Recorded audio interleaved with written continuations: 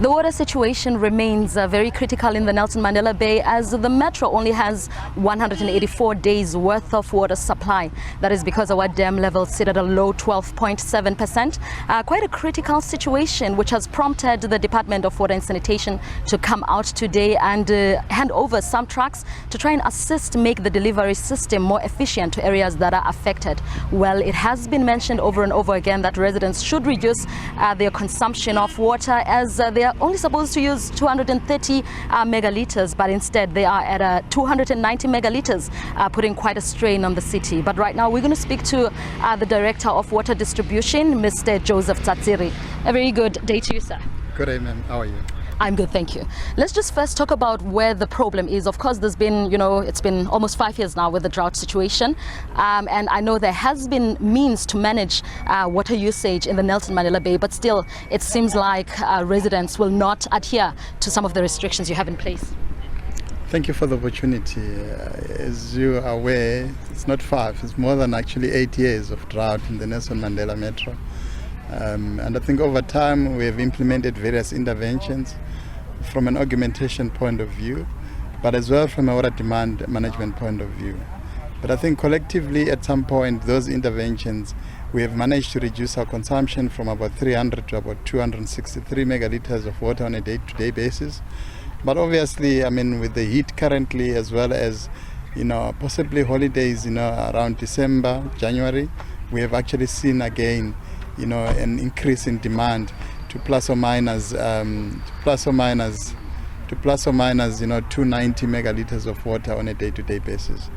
At this point in time, I think exacerbating the situation is that we have seen decommissioning on Mpofu Dam, because we couldn't extract more, and only Chechu Dam is actually left with plus or minus 140 days of water worth of water into it. The current extraction, it might mean that we're going to actually fail the dam hydraulically.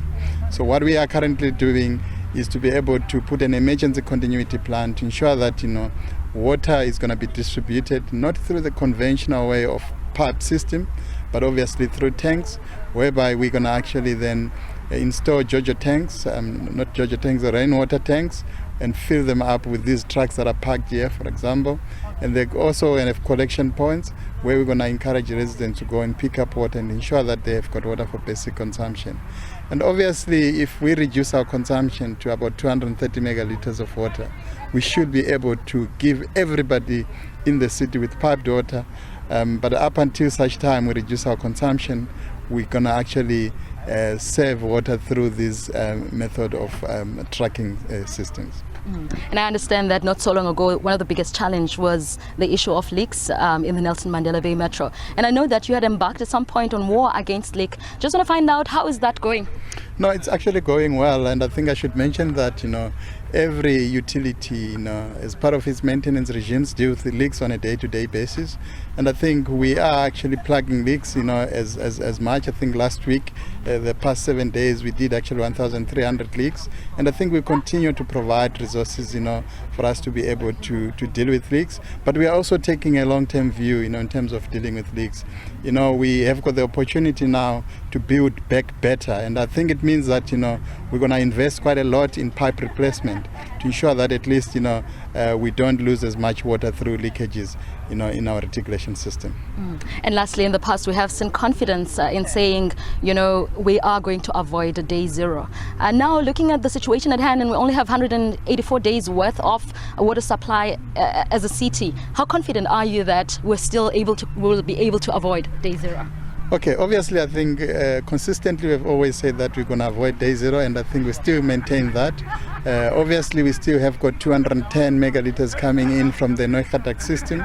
We are also adding about 30 megaliters of water from the Boer system, and combined we're going to have at least 245 or so. So we still continue to have water in other parts of the city, but obviously with the high consumption that we have, we're going to have intermittent supply of water disruption to other communities. Technically you might say those communities might say it's day zero for them, but I think obviously there is means for emergency continuity like what we are doing now. Thank you so much, sir. Well, that was the Director of Water Distribution in the Nelson Mandela Bay, Mr. Joseph Tsatsiri, saying that as long as residents still fail to use the 230 megaliter restriction of water, then they will continue to see trucks similar to the one behind me, saying that it is very imperative for residents to adhere to water restrictions in order to avoid day zero. But he has also mentioned that with confidence still that despite the fact that Nelson Mandela Bay is only left with 184 days worth of water supply, but this metro will still be able to avoid day zero. But right now, from myself and Anonji, it's back to you in studio.